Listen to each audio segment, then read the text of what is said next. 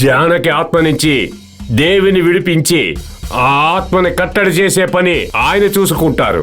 స్వామి స్వామి ఆయనకి వెంటనే ఫోన్ చేసి త్వరగా పంపించండి స్వామి. పంపిస్తాను, నువ్వు ధైర్యంగా ఉండు. అలాగే స్వామి, అలాగే.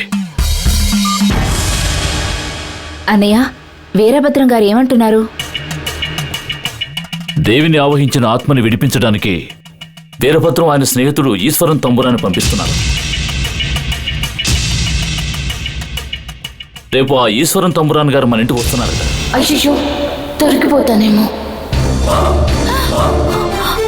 అయ్యో, ఈ సమస్యలన్నీ పరిష్కారం అవుతాయి, ఎవరూ భయపడక్కర్లేదు. అయ్యో, ఓరి దేవుడా, ఆ వీరభద్రం పంపే ఈశ్వరన్ తంబురాన్ వస్తే మన నాటకం బయటపడుతుంది. ఇప్పుడు ఎలా మేనేజ్ చేయడం?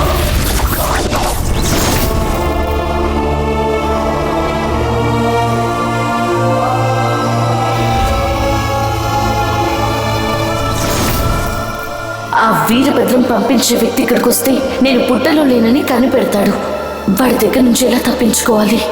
ఆ ఈశ్వరన్ తంబురాన్ రావాలి. వస్తే గాని గంగ ఒంట్లో పాము ఉందన్న విషయం తెలుస్తుంది. ఈ విషయం అందరికీ తెలిస్తే ఇంట్లో వాళ్ళు ఆపద నుంచి బయటపడతారు.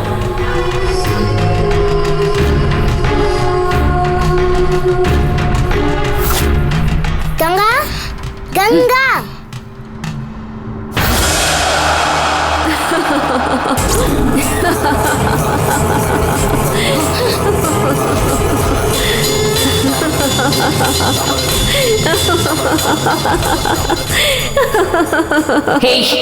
ఎందుకు నవ్వుతున్నావు?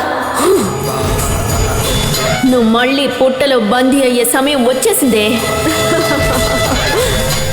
అది తలుచుకునే నవ్వుతున్నాను. నన్న ఈశ్వరన్ తంబురాన్ కనిపెడతాడనుకుంటున్నావా? వాడు నన్ను కనిపెట్టలేడు. నువ్వెలా చెప్పగలవు?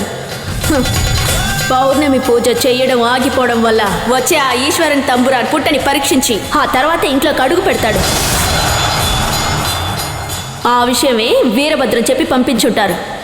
అతను పుట్టని పరీక్షించేటప్పుడు పుట్టలో నువ్వు లేవన్న విషయం తెలుస్తుంది.